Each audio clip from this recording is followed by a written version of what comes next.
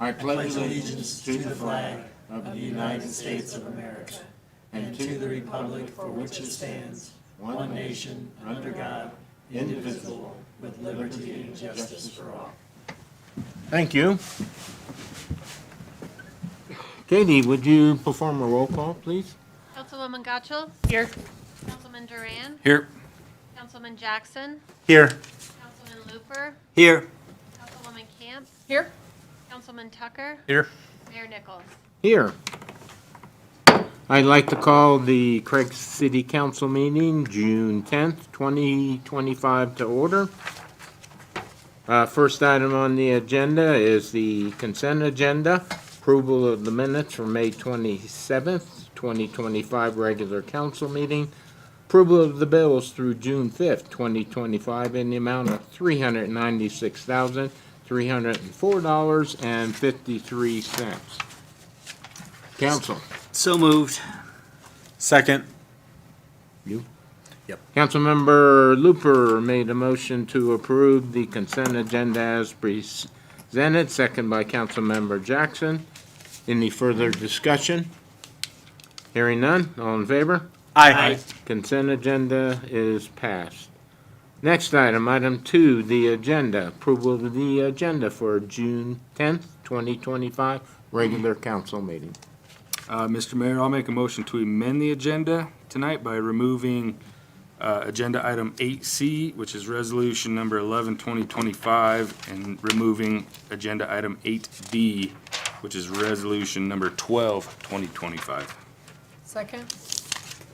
C and D. C and D. Okay, so we have a motion to approve the agenda, to approve the amendments to the agenda. I think to amend the agenda. Amend the agenda. And then What? it's to amend the agenda, and then they'll approve the amended agenda after. Okay, a motion to amend the agenda. All right, for the June 10th, 2025 meeting. Any discussion? Hearing none, all in favor? Aye. Opposed? It passes. Presentations. You gotta approve the Oh, agenda. the agenda now. I will move that we approve the amended agenda. Second. Councilwoman Camps made a motion to approve the amended agenda, second by Councilmember Looper. Any further discussion approving the amended agenda? Hearing none, all in favor? Aye. Opposed? Okay, that was tough. Okay, now, item 3, presentations. Chief Michael Cochran to do the swearing in of police officers Jesus Duarte and police officer Eduardo Guerrera.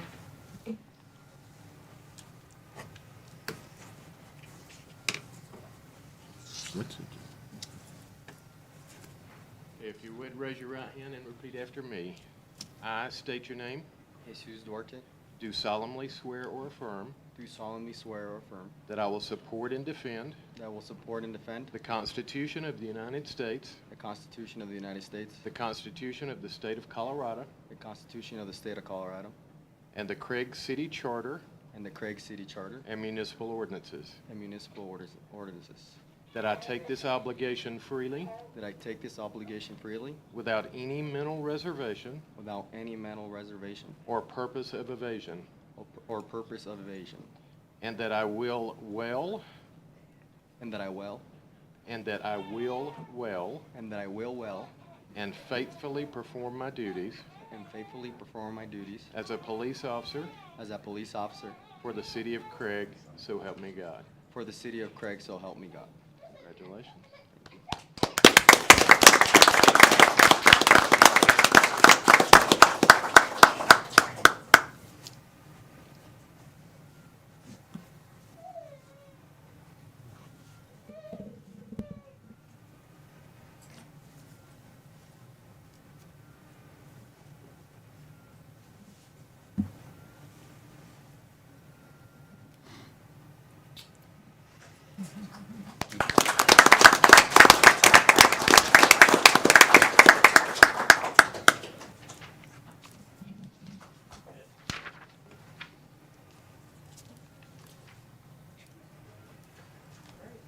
Raise your right hand and repeat after me. I state your name. I, Ed Guevara, Do solemnly swear or affirm do solemnly swear or affirm that I will support and defend that I will support and defend the Constitution of the United States, the Constitution of the United States, the Constitution of the State of Colorado, the Constitution of the State of Colorado, and the Craig City Charter and the Craig City Charter and municipal ordinances, and municipal ordinances, that I take this obligation freely that I take this obligation freely without any mental reservations without any mental reservations or purpose of evasion, or purpose of evasion, and that I will well and that I will well and faithfully perform my duties and faithfully perform my duties as a police officer as a police officer for the City of Craig, for the City of Craig, so help me God. so help me God.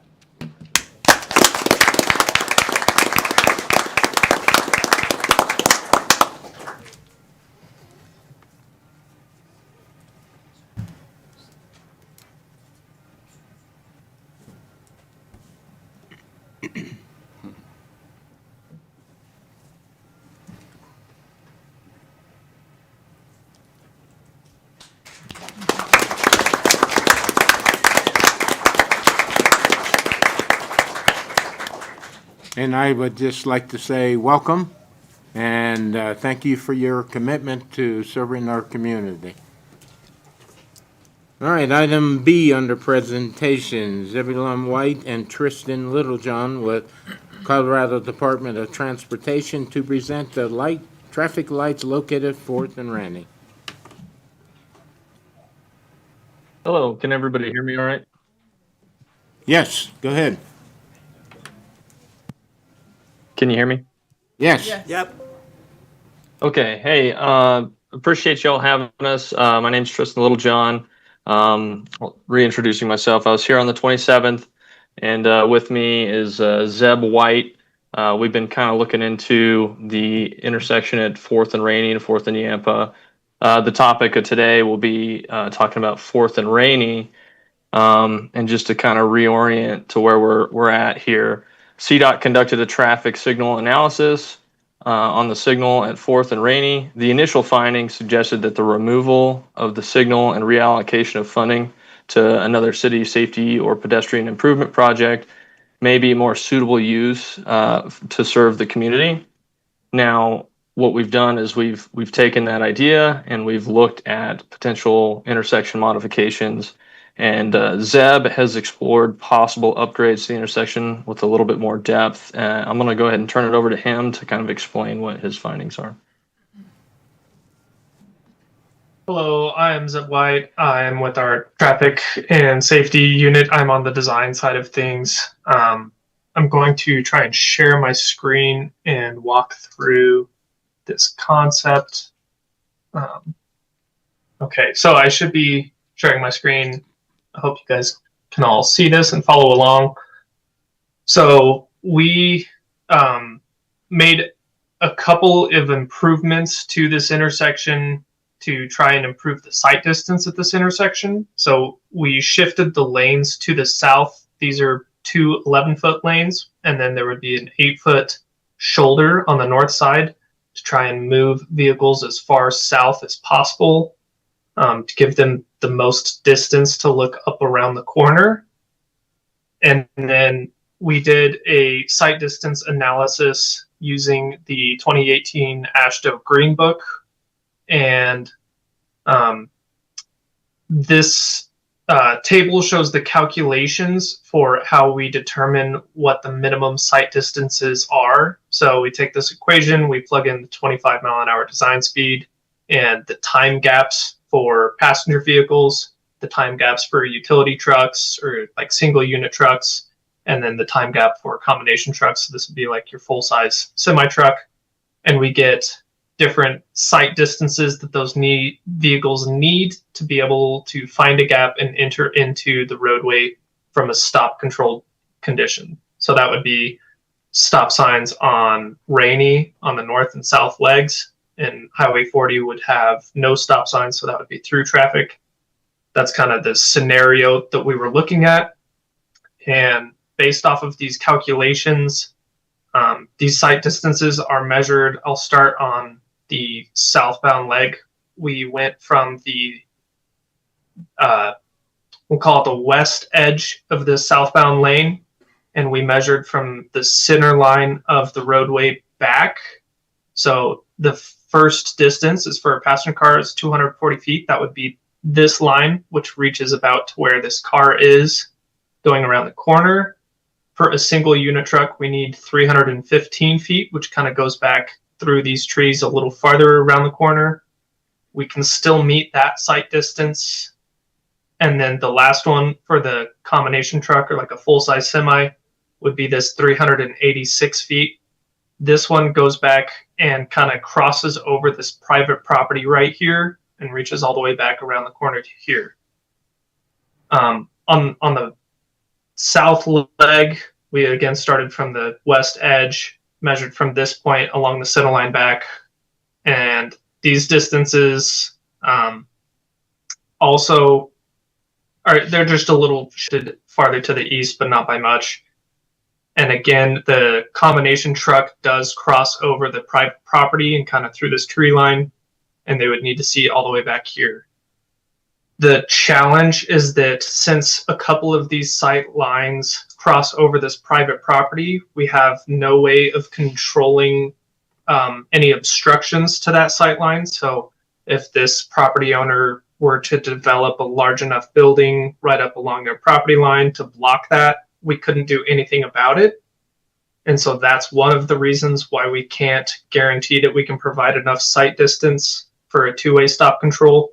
And the other challenge is that if a southbound vehicle was stopped here, especially for these combination trucks, they can't really look over their shoulder or out their passenger side of their vehicle well enough to see all the way back to this minimum sight distance. And those are the reasons why a two-way stop control will not work at this intersection.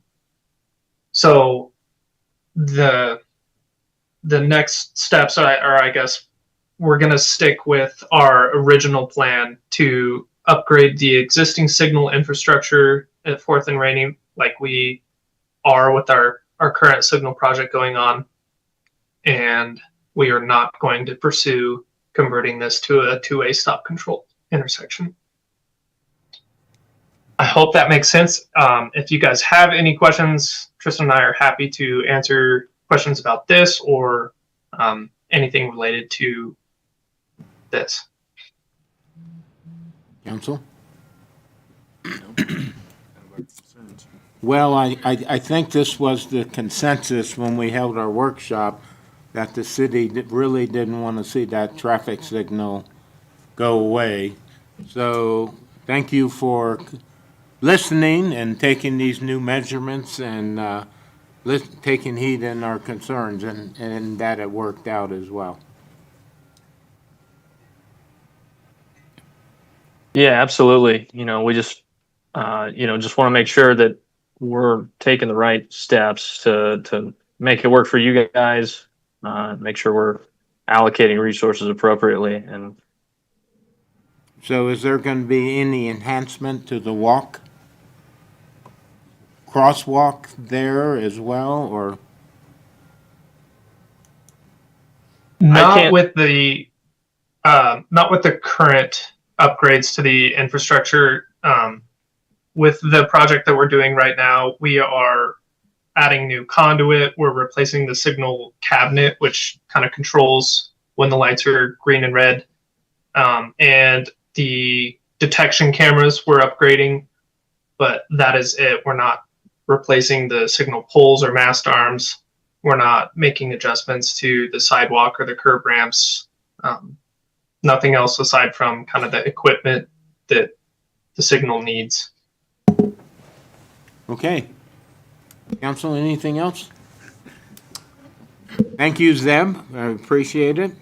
Is there, Mr. Mayor, is there any updates on the 4th and Yampa intersection?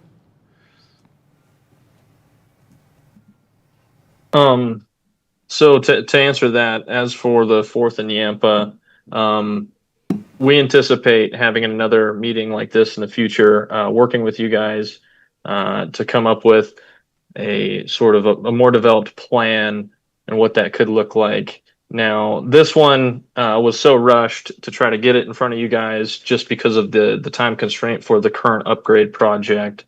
The fourth in Yampa, we'd like to take a little bit more time. There's multiple things we could do in terms of, flashing beacons for pedestrians, pedestrian bulb outs.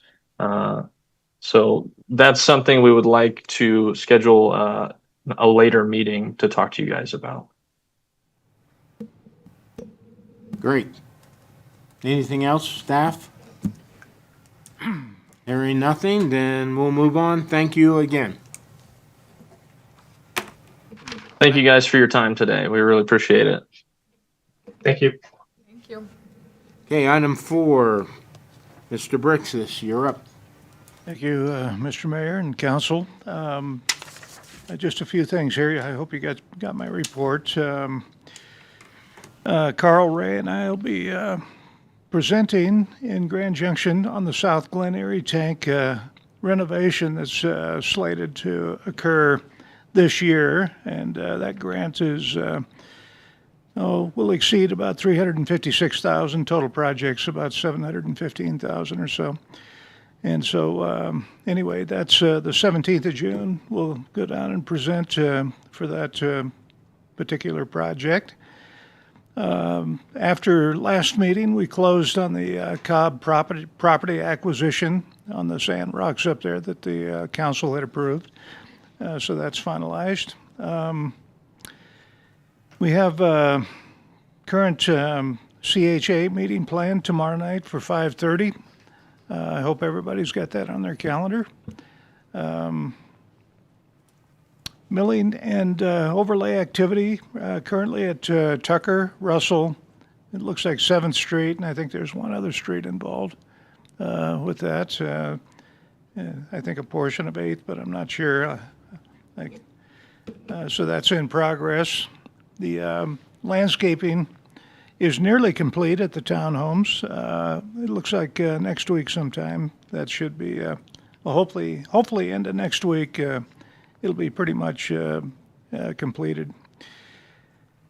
Had a contact, as I mentioned in my report, from Mike Akers with Red Cross, and they are certainly concerned about 8 or 9 families that are still housed in temporary housing since the fire at the Remington Apartments, and so they're looking for options currently. We're going to be having further conversations with with Open Heart Advocates about future housing on that project, and in fact, I think Eric with Open Heart might be, or with the advocates, may be at the meeting tomorrow night at the Craig Housing Authority meeting to talk about that briefly, if you take a few minutes of your time. Also, our city clerk has been working on, it's kind of early, but starting to gather some information on CIRSA renewal for the property casualty and liability insurance. And of course, I'm a little concerned about the outcome of that and where that's going to land with the current assessed valuation increases that we're seeing across the board. We also had some strong indicators from our health insurer that we'll be looking at double-digit increases this year in health insurance. That's the first time, I think, maybe the second time in 17 years I've seen that from the company that we're currently working with. They're usually the most moderate in terms of increases, and they're looking at our experience level as well as the pool experience as they look at that. And I think Katie will probably be giving us an update certainly through the budget process as we get closer to having to make some decisions with regard to healthcare.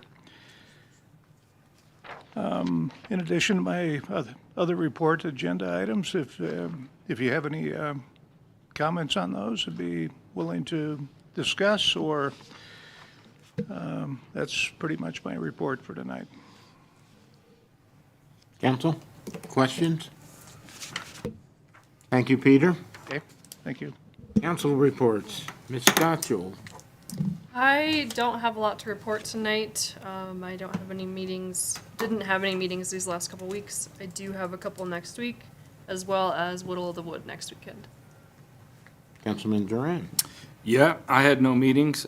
Just want to put a plug out for Whittle the Wood. Obviously, I think Ryan Dennison sent out to council and to the advisory board, just looking for volunteers. So if anyone has any spare time, I know everyone's busy, but good chance to volunteer with that. And then also the Craig Sports Complex engagement sessions, which everyone sees up here, but for the public, Monday, June 3rd from 6 to 8 at Center of Craig.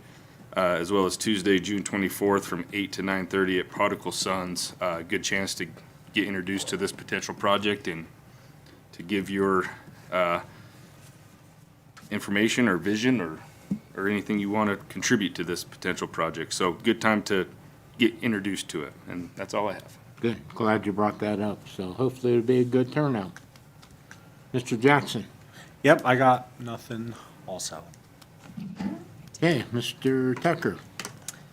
Had an airport board meeting. We're just still discussing what the future lease agreements look like, covenants and rules and regs, but that's all, just discussions on future stuff right now, so. Easy night till we get to Randy. Councilwoman Kemp. Yeah. I have an LMD meeting this week on Thursday, so nothing else to report. Councilman Looper. I had a Northwest Colorado Innovation Center workshop, basically to update the new board on the history of what NCIC has done over the last 2 years, and that turning it into a 5013C, which is why this new board was created. Went over the regionalism, a lot of what we talked about, or they talked about with us as a workshop a couple weeks ago. Went through the funding model, of which we're really looking at. There's an organization called Region 10 out of Montrose that has been in existence for about 25 years that relies basically on grants, membership dues, and loan funds. And so that's kind of the way we're going to form and follow that model right now. Talked a lot about business retention and expansion, about the revolving loan fund, how is that set up, what Southwest is going to do with it. About workforce development, what we do for staffing now that we're starting to go, that we're going to need a executive director soon. Christine's contract expires in February. And so we're going to need someone up and running and working with her prior to that. Various financing for that, and then did a tour and a long discussion, very long discussion on the bell tower and whether we should buy that or whether we continue to try to find places to lease.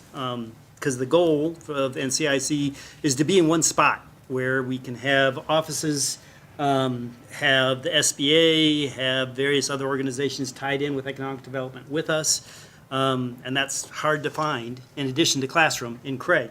So that was a big discussion. I had a DBA meeting. Rock Out in the Park, which is put on by Partners for Youth, is the 14th of June in Alice Pleasant. The Young Life Car Show, tied in with Whittle the Wood, is going to be downtown 621, and Homemade Homegrown is coming up on July 12th.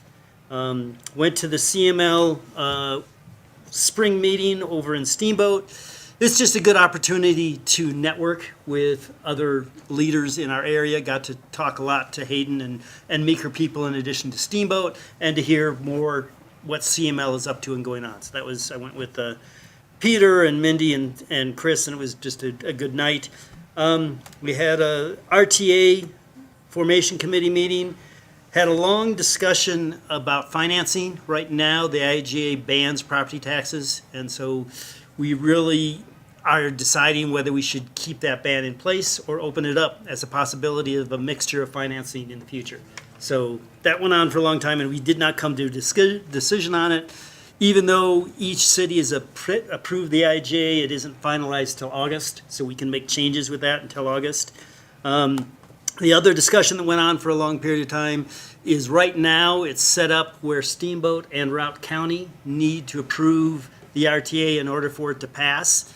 We're looking and pretty much agreed to change that to Steamboat plus one community, not Routt County. It could be Steamboat and Craig, it could be Steamboat and Hayden, Steamboat and Oak Creek, whatever combination, as long as Steamboat and one other community passes, it the formation of the RTA will pass.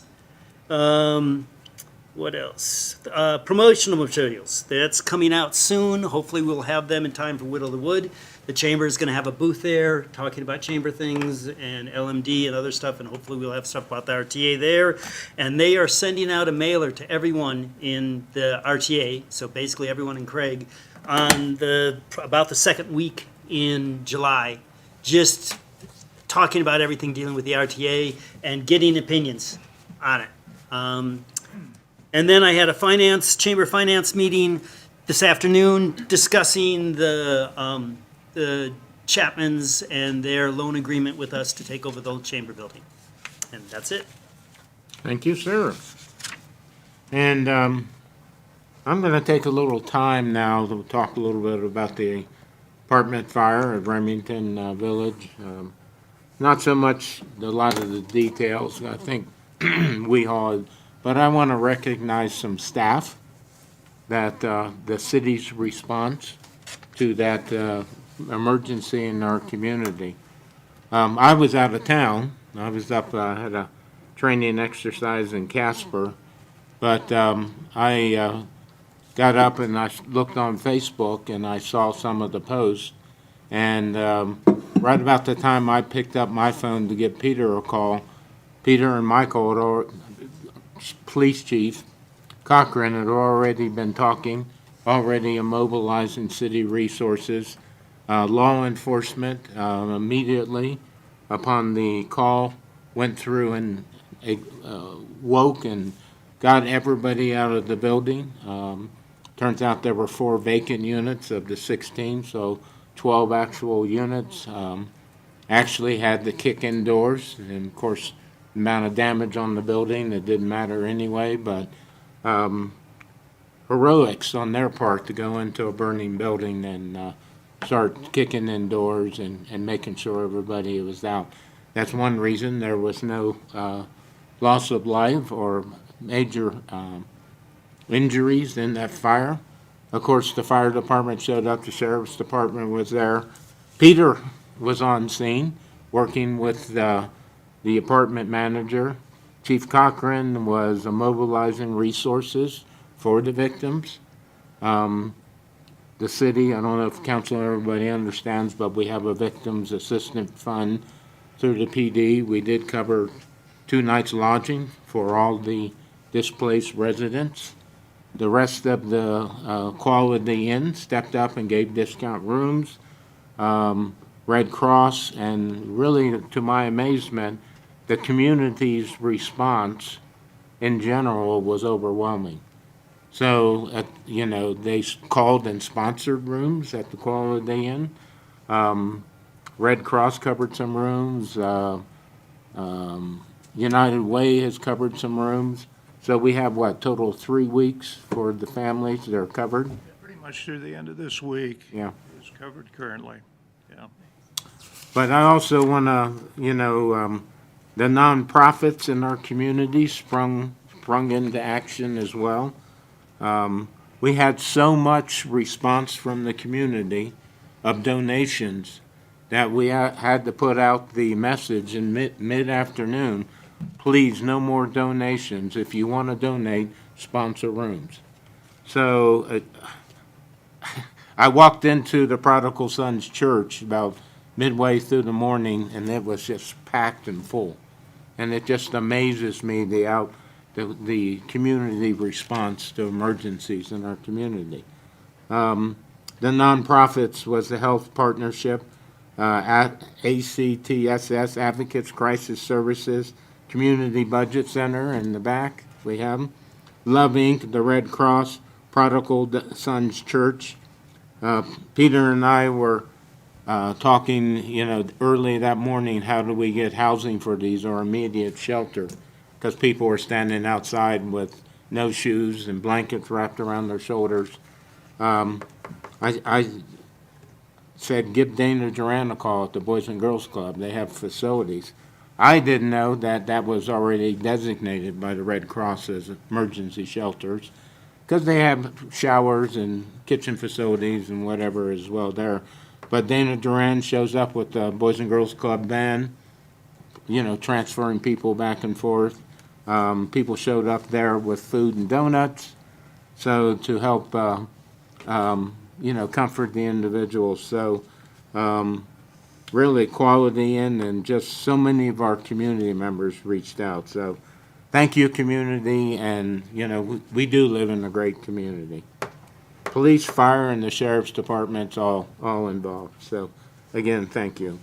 CML districts, I was with Randy, had a long talk about the RTA a little bit, and what the advantages are going to be to our community with the Craig City Council member kind of leading this, Michael. What's Michael's last name? Messina. Yeah, I can never, yeah. But anyway, what the benefits are going to be to our community, and it's going to be something that we haven't had, and service levels that we don't currently have, but it is going to cost money. So, attended AGNC and Rifle on the 28th as well. Little bit of discussion on nuclear storage again, but not a lot. More to come on that. June 4th, participated and delivered 150 flower pots to the Parrot Heads, again, scholarship money. Actually, they coordinated with the city Parks and Rec. So if you look at the Parks and Rec flowers, they're same color, so we're color coordinated across our community. Today, I attended the county commissioner hearing. Usual consent agenda items that they approved. Really, one of the other Department Human Services Core Service contract, they approved Porch Light Health in that contract. That's some of the big ones. But they had the action item on 3 items. Clerk and Recorder's Office, their election, Stacy Morgan. Bid recommendations for an election vendor for November this year. KP Election Series won the bid, 9,700 ballots, and for a cost of $17,887 for their services. Land Use Board, Steve Hinklemeyer, requested the adoption of the updated land use plan for Moffett County. It's about 112 pages long, counting the addendums and the maps and everything else. List of changes, if you go on the county's website, it is posted there. They have a summary page of all the lists and the updates that and it was approved. They approved a bid recommendation for the Fairgrounds Livestock Watering System, the CRC construction for $44,233. And then skate park allowance. John Miller made a presentation to the county commissioners requesting an MOU for a 30-year lease out at Loudy Simpson on one of the decommissioned softball fields for a $2 to $3 million cement in-ground skateboard park. The commissioners took no action on it because they did not have a MOU prepared for it, but they were highly in favor of supporting the Skate Park Alliance and their endeavor. If council remembers, they were working with our Parks and Recs department for Woodbury to do something out there in their park. We worked with them for approximately 4 years leading up to this. I approached John afterwards and I asked, what happened, working with the city. And I think our sports complex took a little priority right now. And I told John, I said, John, we just didn't see you guys do a lot of grant work. So I guess they're have some hands or on funding now moving forward. The Alliance does everything, grant writing, construction, everything for this skate park. So they're moving full plans ahead. I do have to commend the county for the improvements that they're making to Loudy, that 2 new softball fields, the arrangement on the ice arena, And if they do work with the skate park, you know, Loudy Simpson is going to be quite an improvement to the area. So that's the extent of the county commissioners, and give the council a little update on the Excel intervention or intervening in their energy resource plan. I guess I can say it's a neutral position. Excel is taking a neutral position to our request for community assistance. They want the PUC to make the decision on what should be funded upon our request. So it's going to go to the full hearing process. That's, if you remember, Tri-State was more than willing to work with us and negotiate a settlement agreement without the help of the commission. So Excel is taking a different route. What this means to us, our budget, our initial funding, or budget estimates for this project are going to be greatly exceeded by the time we go through the public hearing process with the PUC. Commissioner Villard will be cross-examined by the commission, as well as myself later on, during the process as well. So had to attend a little information session on, what the cross-examination will be on my part, and just make sure, we're up on all the information. So Excel is objecting to our assistance for Unit 1 that we requested, because it was already scheduled in their 2021 ERP. So the rest of it, it's hard to tell where we'll end up. But I think there will still be some money for our Economic Development Fund at the end. So that's my updates. Any questions for any council or any online? Hearing none, move item 6, public comment. Okay, public comment. Public comment set aside for citizens to address city council on matters within the jurisdiction of the city.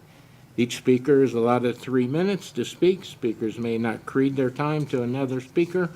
Council can only act on matters that are on the agenda, but may place matters brought to their attention at this meeting on future agendas for consideration. With that said, anybody would like to approach council, come on up. Seeing none, going once, going twice. Okay, public comment closed.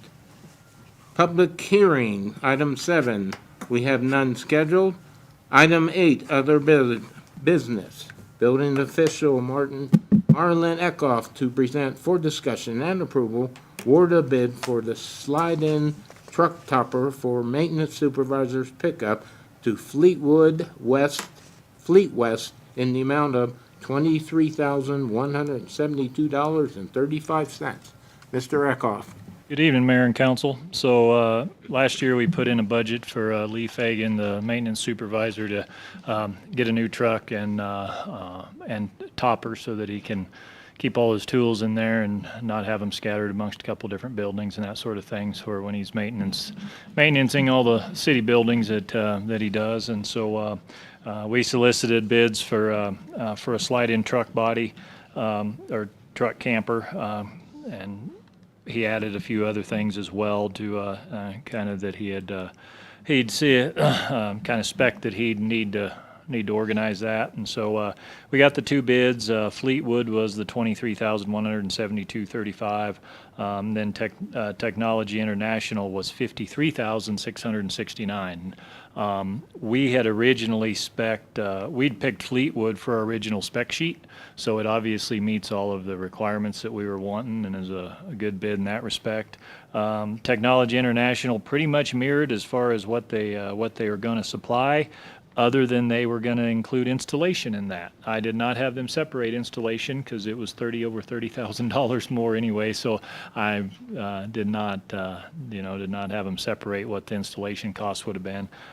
City staff, the Road and Bridge Department's it's pretty much a plug and play type of deal. So they're going to install it and just have to hook up a rear view camera and the wiring, and so there shouldn't be any cost for installation. So I don't know if that puts us, originally we had $80,000 figured for the truck budgeted for the truck and topper.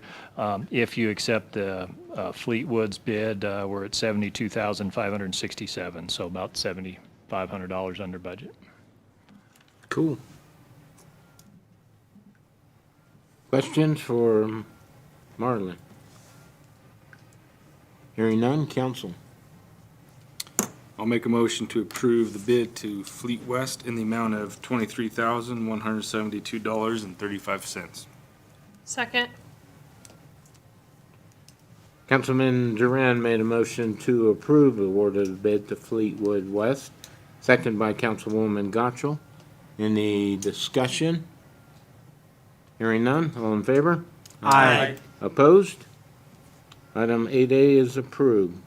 Thank you, council. You're welcome, sir. Thank you.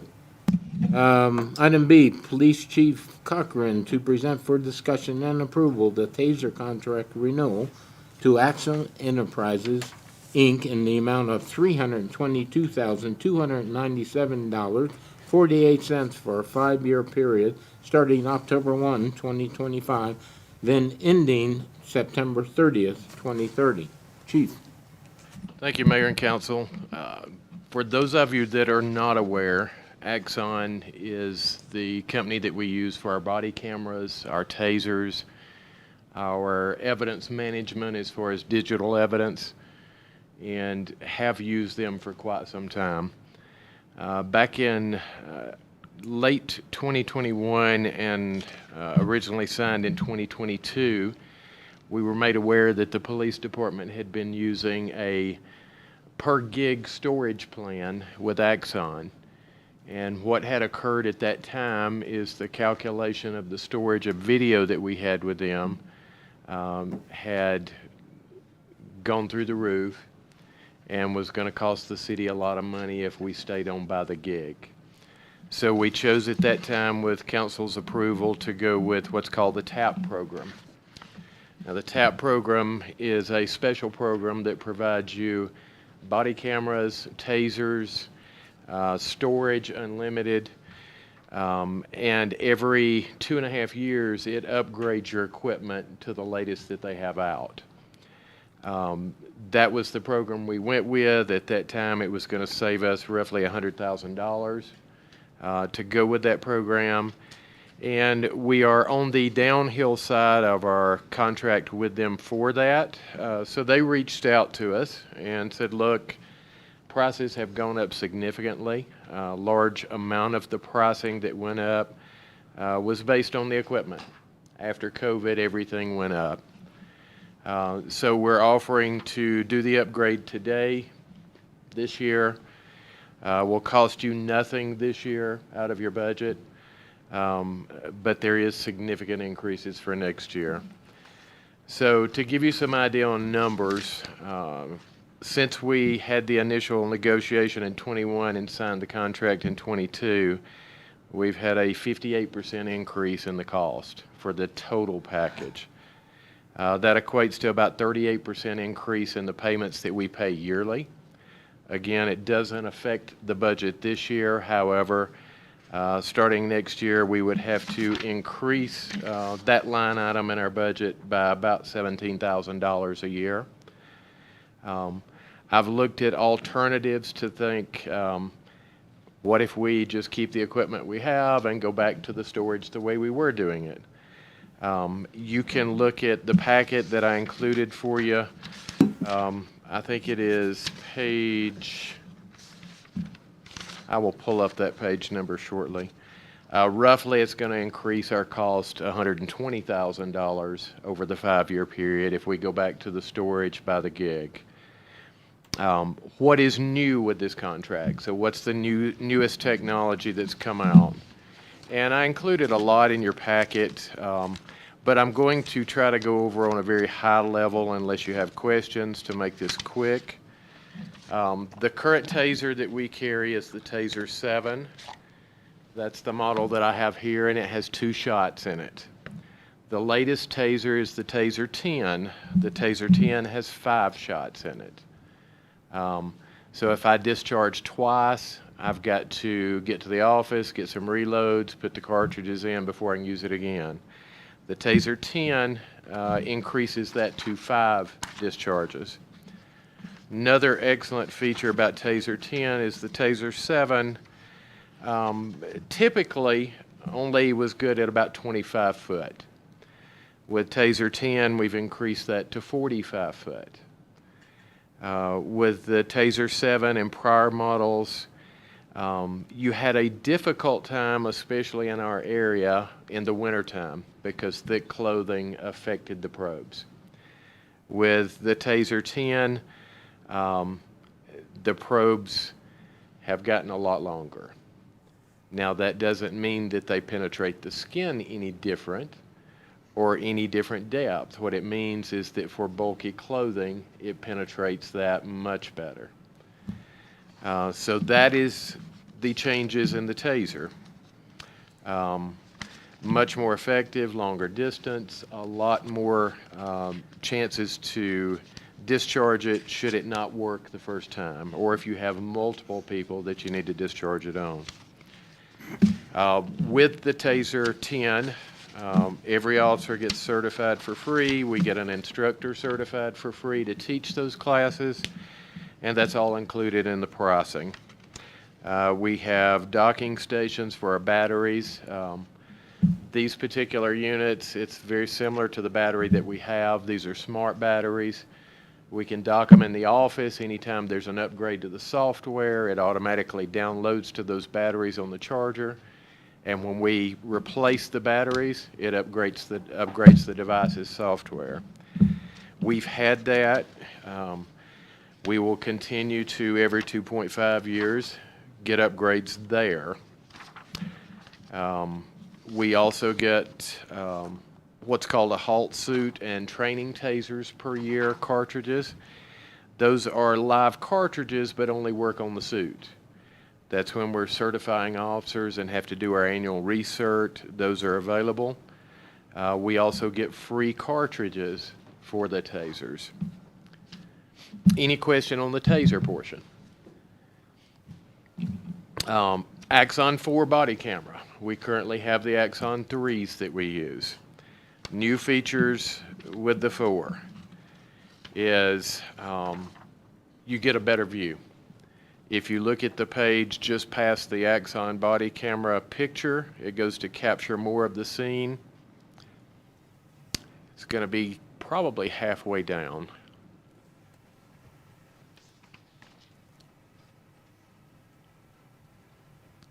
Keep going a couple more.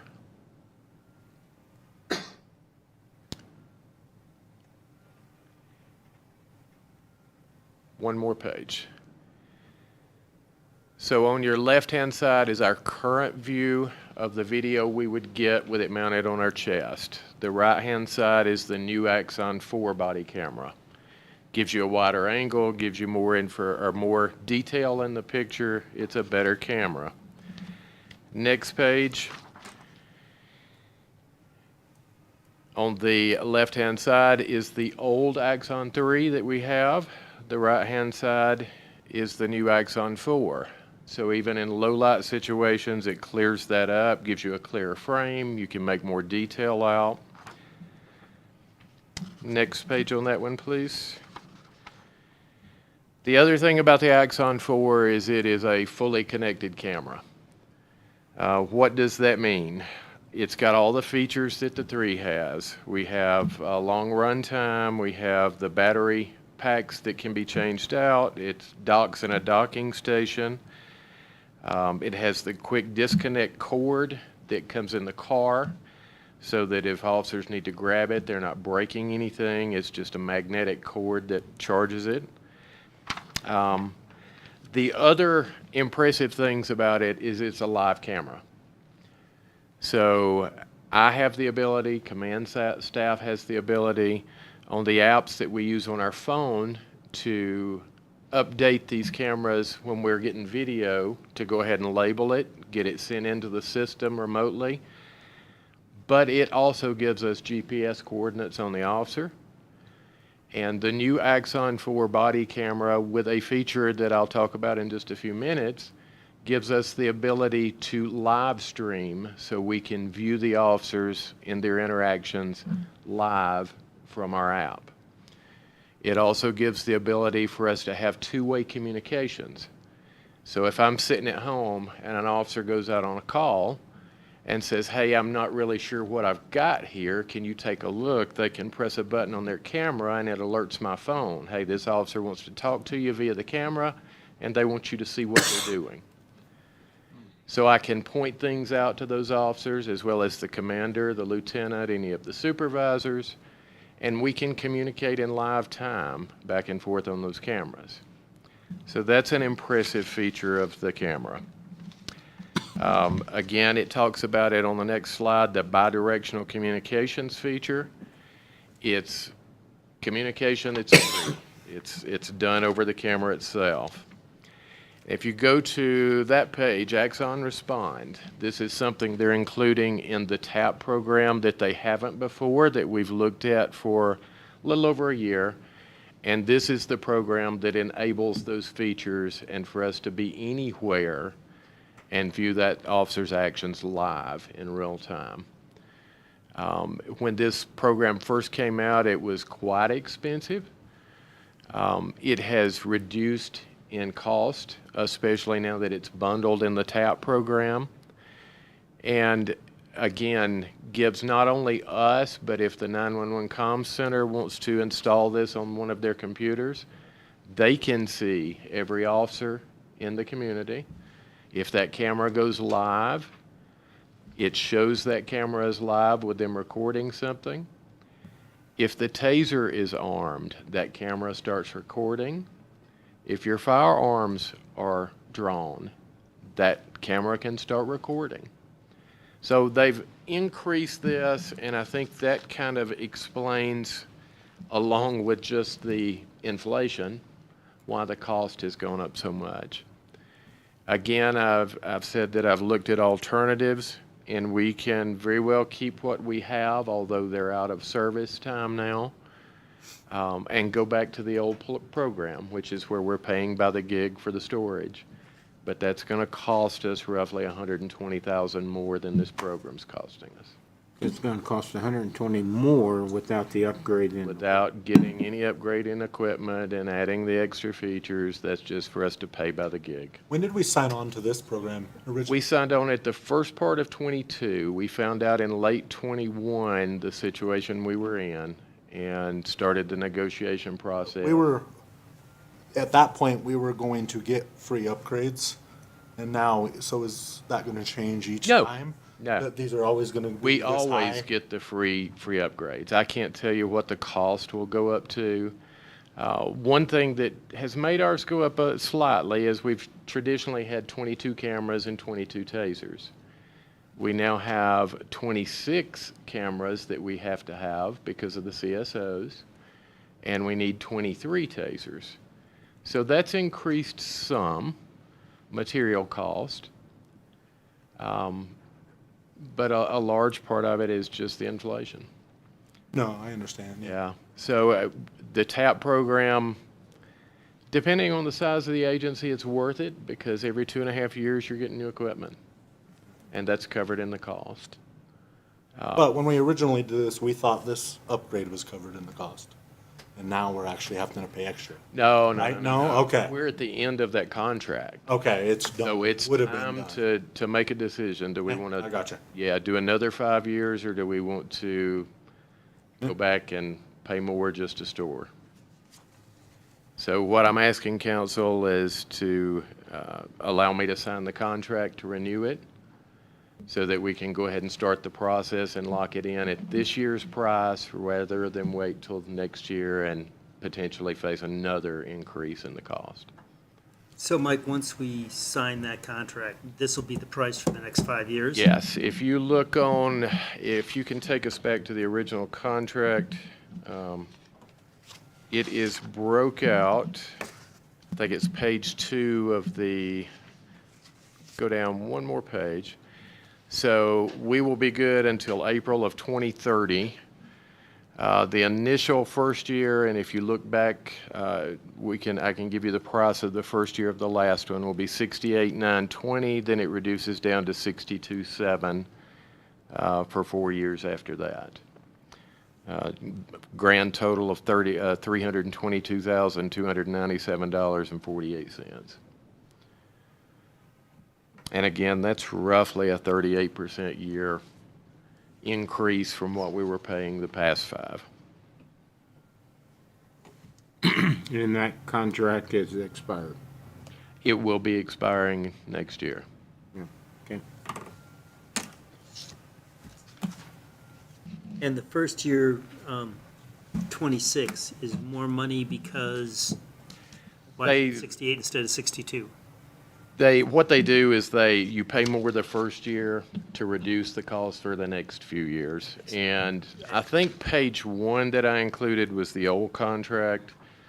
And it was the same way. We paid $45, but it was less the first year because we came in late in the year, so they prorated us.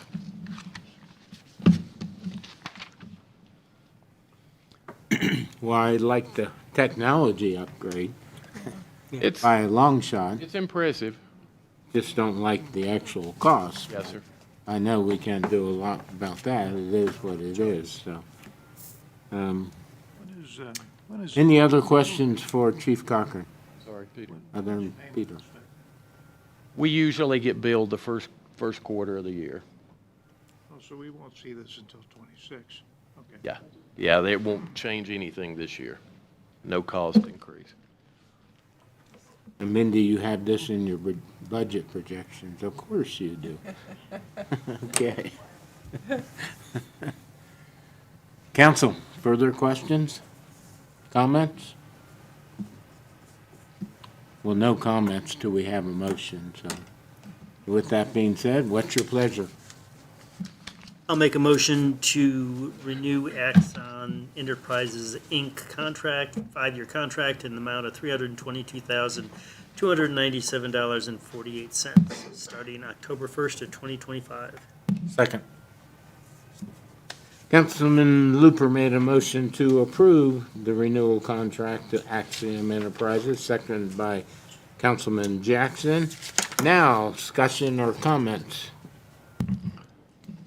Hearing none, all in favor? Aye. Opposed? It passes, Chief. Thank you, Council. Item 9, discussions, none scheduled. Item 10, staff reports. Chief, you're up again. Thank you again. Before I start into the numbers tonight, I wanted to recap because May was a pretty busy month with some good things that we got to be involved in and some that were bad, but it brings out the best. So May the 13th, numerous first responders, the police department, sheriff's department, EMS, fire department, were all invited to a first responder breakfast. And this was during Police Week, and it was hosted by the Moffett County School District. Had a good turnout for that. We really appreciate the school district for offering us over, and it went well. May the 14th, numerous of the command staff and supervision, we attended a luncheon sponsored by CDOT and MAD. Officer Molina received an award for the safety restraint enforcement campaign that we conducted last year. He was one of just a few that got that award, so we were very proud to be there, and that was down in Grand Junction and was a great experience. May the 21st, numerous of us attended the recruit graduation down in Delta. You got to see them sworn in tonight. That's always an exciting event to attend. long drive, but an exciting event. And I would like to say a couple of things about the apartment fire.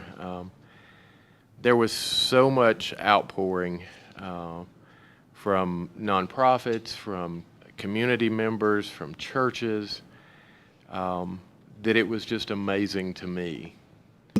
The people that poured out to help these families that were involved in that.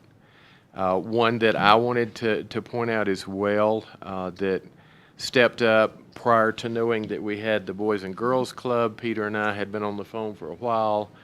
I reached out to Dr. Neal at the school district. They offered up the high school auxiliary gym, offered to have somebody come in and prepare food.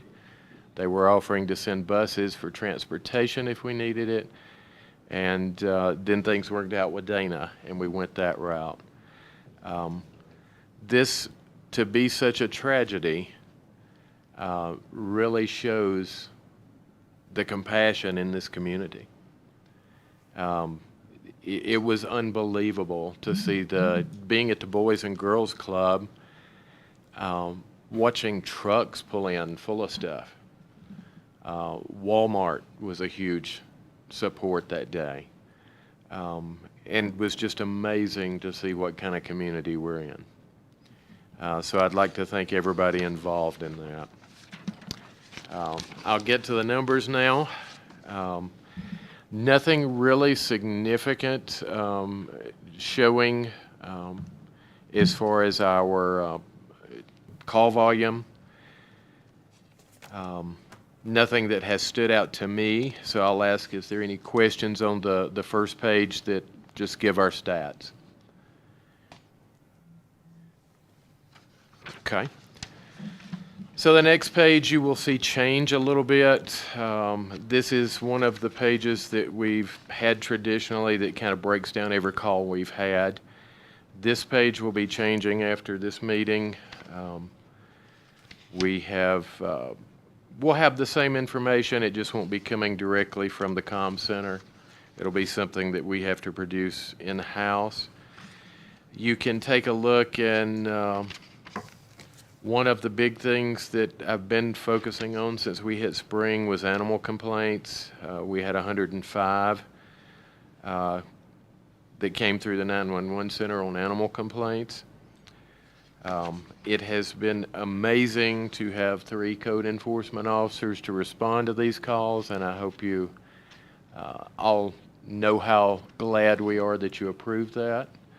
And I hope you're seeing some differences around town with some of the code enforcement issues, because they, as I told you, they are now, there is now a code enforcement on 7 days a week. And that's been very helpful, being able to get them out there all the time.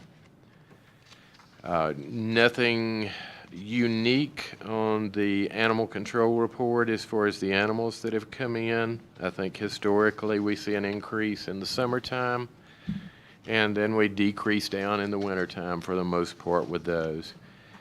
I also included, since we do have the new CSO, the officer activity summary that tells you what those CSOs are involved in. You'll find that one of them is a little skewed, and it shows more reports and calls, and that was for Trinity while she was still in training. So the first month that you will see her by herself with her activity will be next month's report for the month of June. Again, you can see predominantly what they're on. You'll notice animal control and code enforcement calls have been super high, and that's because they're trying to be proactive and take care of some of the issues before we get calls on them. We have sent out tons of certified letters. We have done the door tags, letting people know there's a violation, and we've also had quite a bit of compliance this year so far. I think that would also be the same if you checked with courts. There's been a lot of them that have already been in courts and taken care of some issues. Any questions on those numbers?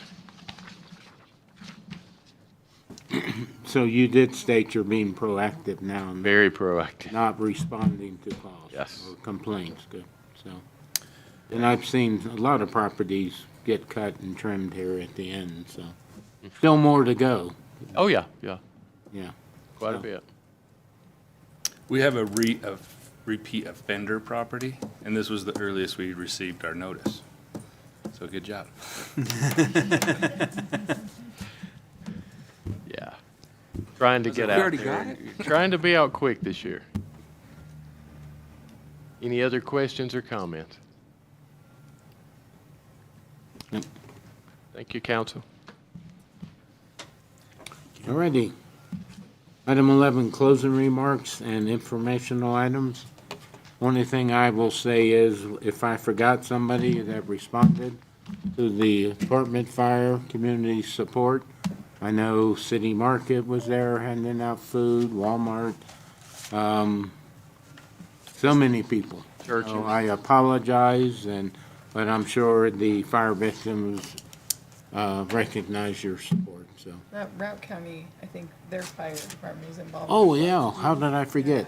West Route, Hayden, major contributor to the fire suppression activity, so, yeah, I apologize for Hayden, so, major support. With that said, council adjournment. So moved. Second. Okay, all of council moved and seconded. All in favor? Aye. Opposed?